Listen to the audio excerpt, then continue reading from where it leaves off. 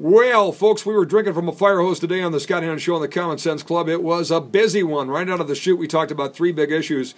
One, this teenager from Breckenridge, Minnesota, that's started a website. I don't know that it's new, but it's kind of a liberal website, and he's a student down there that's run into some folks who believe that there's been some unlawful searches and seizures going on, and they all happen to be at the hands of a certain officer down there. So he goes into the parking lot of the police department, films this officer one day. The officer comes up and says, "What are you doing?" "I'm filming you because I'm investigating the story for my website," and he gets arrested for interfering with an investigation.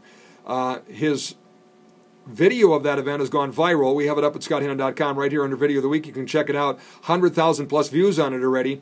And he was handcuffed, arrested, and interviewed for about an hour with handcuffs behind the back, the whole deal. Ultimately let go. He's met with the chief now and is trying to get things resolved. Our question was whether we agree or disagree with this kid. Is this any way to treat a citizen of the United States of America who's filming something on a public street? And most people think it's not. Anyway, that story is probably going to get some traction. The 8.8% tuition increase requested by President Bershani at NDSU has been approved now by the Board of Higher Ed on his recommendation. Student government's gone along with it. Spent a little time talking about that today. Still want to get the governor's take, because really the governor and the legislatures are the ones that are being sort of ignored in this, because they said cap of 2.5% given the dollars they allocated for it. That was a big one. Talked a lot about, as we're a week out now from Osama bin Laden's killing, examining closer and closer the tools that led to that. A couple of them don't exist anymore.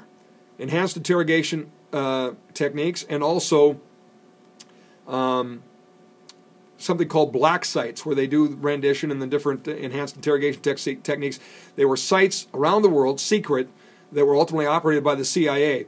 As General Mike Hayden told us last week, former CIA director, as Leon Panetta has said publicly and others as well, you can pretty much draw a straight line from the decisions to focus on the couriers and the enhanced interrogation techniques and some of the tools in our toolbox, if you will, to getting Osama bin Laden. But Barack Obama has pulled some of those tools out of the toolbox, yet now is taking credit for this.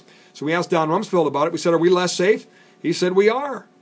Now, he listed a whole bundle of things that previously were opposed by Obama that he now is in favor of: Patriot Act, the military tribunals, some of these other, Gitmo, some of these other things. But there's two that are not. There's a third element here. CIA interrogators are being targeted for criminal prosecution by Barack Obama's Justice Department and Eric Holder. You heard on our program Friday Deb Burlingame, 9/11 family member, talk about her one-on-one with President Obama Thursday, saying, will you go to Eric Holder? Will you tell him to stop this? He said he would not, turned and walked away. Don Rumsfeld said the same thing. Dick Cheney said the same thing over the weekend. This is a big issue. It has to be addressed. What else did we do? Talked to Paul Maloney, Executive Director of the North Dakota Right to Life. What a fabulous win for the pro-life community with that huge march this past weekend. Wish it would have had better coverage. The Jericho March got a little picture in the forum. They had some great coverage this weekend on another wonderful group of folks, our World War II veterans and the greatest generation, but unfortunately ignored the voiceless, who were stood up for by about 1,000 folks in that march downtown Fargo, which was fantastic. And we talked about the momentum going forward and about how important the presidential election is in that. I tell you what Barack Obama and Democrats are trying to do in Congress right now by penalizing oil companies would do dramatic harm to North Dakota's economy. And we had a representative of the American Petroleum Institute on the program today to talk about how really tax subsidies, tax incentives are the wrong language. We're talking about an effort to penalize oil companies, and that is due to them what no other company has in the way of penalties.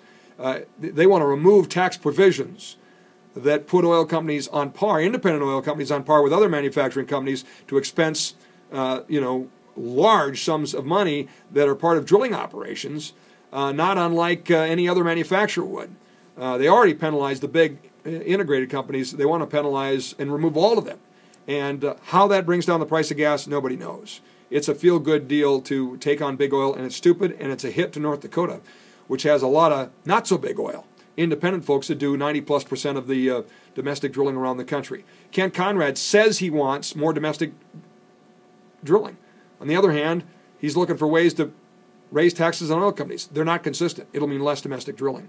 We had a great conversation. We let Ellen Ratner in on it. We wrapped up with Brigitte Gabriel of ActForAmerica.org to talk about what we need to do in the war on terror going forward, post-Bin Laden and the other homegrown threats that are out there that she's very concerned about. That's a recap of the Scott Hannon Show for a Monday. We'll do it all over again on the Tuesday edition. We're going to talk to Brian Kalk, candidate for the GOP nomination for the Senate, to take Ken Conrad's spot. And we're also going to talk about Minnesota's effort to redraw the congressional district lines. Tony Sutton, Republican Party chair, will join us. And your phone calls, most importantly, on the Scott Hannon Show on the Common Sense Club. Thanks for watching.